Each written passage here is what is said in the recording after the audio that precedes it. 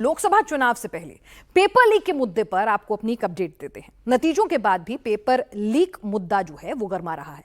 विपक्ष से 2027 यूपी विधानसभा चुनाव तक मुद्दा बनाए रखने की पूरी कोशिश कर रही है, लेकिन यूपी में पेपर लीक का अब परमानेंट इलाज होने वाला है। योगी सरकार नकल पर नया कानून लेकर आने वाली है।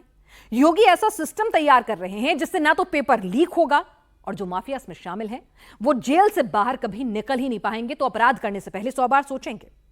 हमारी अगली खबर यूपी के करोड़ों युवाओं के लिए बेहद जरूरी है। यूपी में अब किसी युवा के करियर के साथ खिलवाड़ नहीं होगा। योगी के टारगेट पर अब नकल माफिया है।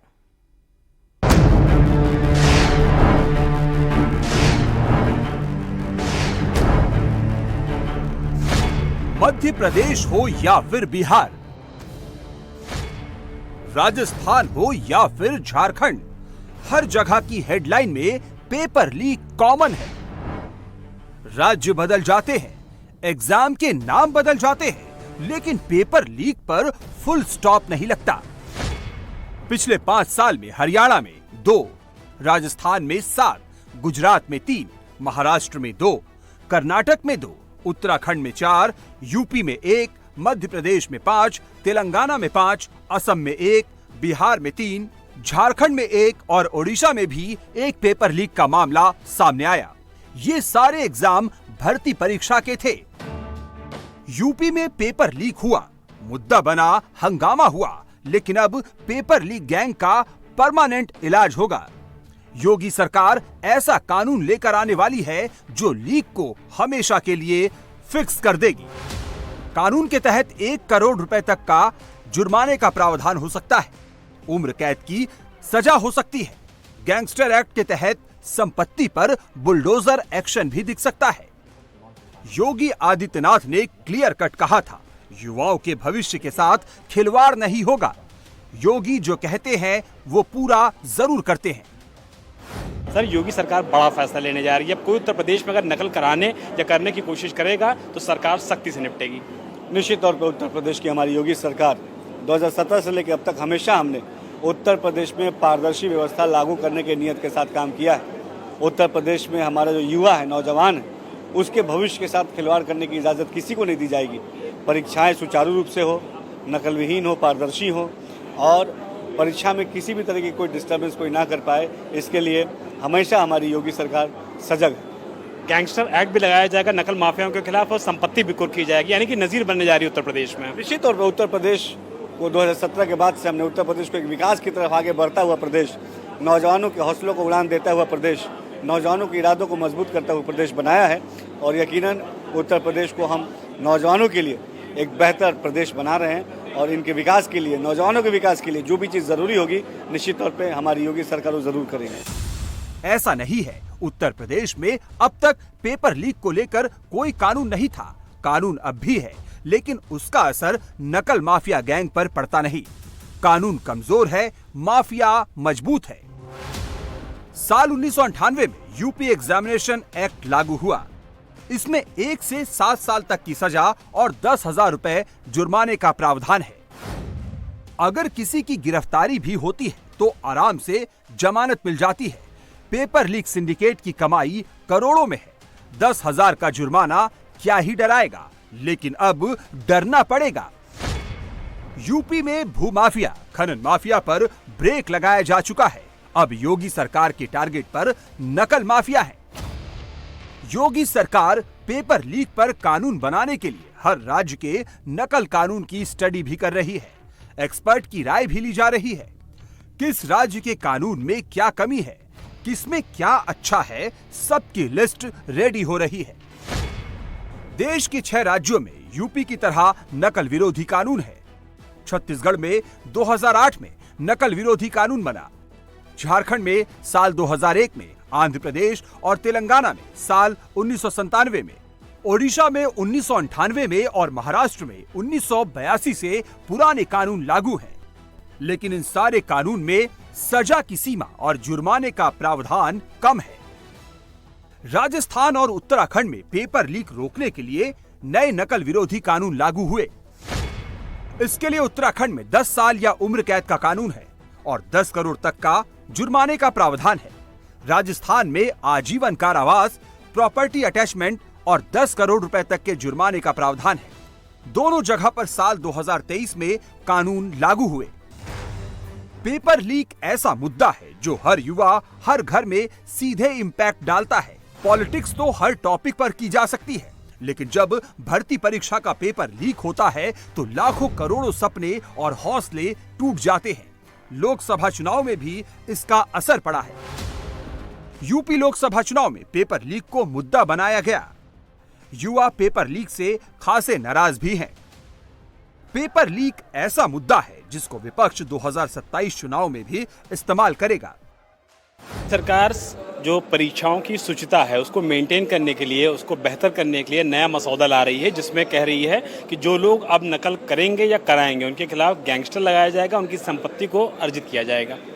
भारतीय जनता पार्टी की कथनी और करनी में जमीन आसमान का अंतर है। ये जो कहते हैं वो करते नहीं हैं। पिछले 7 सालों से लगातार जो नकल हो रही है वो भारतीय जनता पार्टी के लोग ही करा रहे हैं। सब जो परीक्षाएं के पेपर लीक हो रहे हैं वो सब भारतीय जनता पार्टी के लोग कर रहे हैं। जितने भी 7 साल में परीक्षाएं हुई हैं सबके पेपर पैसा लेकर के भारतीय जनता पार्टी के नेताओं ने लीक आउट किया। यूपी में नकल माफिया के खिलाफ जो कानून बनेगा वो सबसे सख्त होगा, जिस पर काम भी शुरू हो गया है। कानून का मसौदा तैयार करने के लिए विधि और गृह विभाग काम कर रहे हैं। मसौदा तैयार होने के बाद सीएम योगी के सामने पेश किया जाएगा। कानून ऐसा होगा कि नकल माफिया को बचने का पॉइंट नहीं मिलेगा। जल्द और बड़ा एक्शन हो, इसका खास ध्यान रखा जाएगा। ये भी सच है कि सिर्फ कानून बनने से नकल गैंग हार नहीं मानने वाला। यहीं पर बाकी जगह और यूपी में फर्क आ जाता है। यूपी में भूमाफिया सुधर गए, गैंगस्टर जेल में है, बाहुबली लाइन पर आ चुके हैं।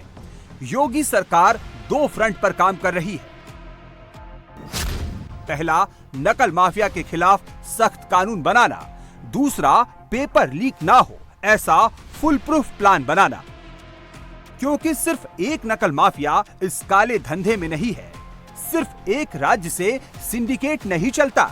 एक बार पेपर लीक होता है तो लाखों लोगों की कई साल की मेहनत बर्बाद होती है। एक रिपोर्ट के मुताबिक पिछले 5 सालों में देश के 15 राज्यों में 41 प्रतियोगी परीक्षाएं पेपर लीक की वजह से रद्द हुई। इन परीक्षाओं के जरिए 1 लाख से ज्यादा भर्तियां होनी थी और इनके लिए 1 करोड़ 40 लाख से ज्यादा उम्मीदवार अपनी किस्मत आजमा रहे थे, जो निराश हुए। ऐसा नहीं है कि पूरे देश का परीक्षा सिस्टम ही लीकेज और धांधली से भरा पड़ा है। देश में ऐसे प्रतिष्ठित संस्थान भी हैं जिनकी परीक्षाएं फुल प्रूफ हैं। इसी तरह से अब यूपी में भर्ती परीक्षा होंगी।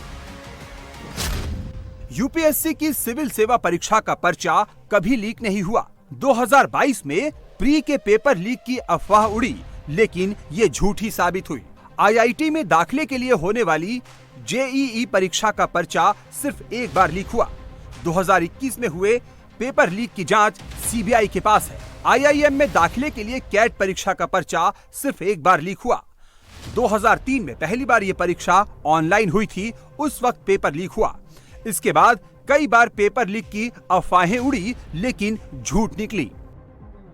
अभी नीट के एग्जाम पर हल्ला मचा है। ग्रेस मार्किंग से लेकर पेपर लीक तक का मुद्दा बना है। नीट में पेपर लीक हुआ या नहीं, इस पर अभी तक बिहार में सस्पेंस बना हुआ है।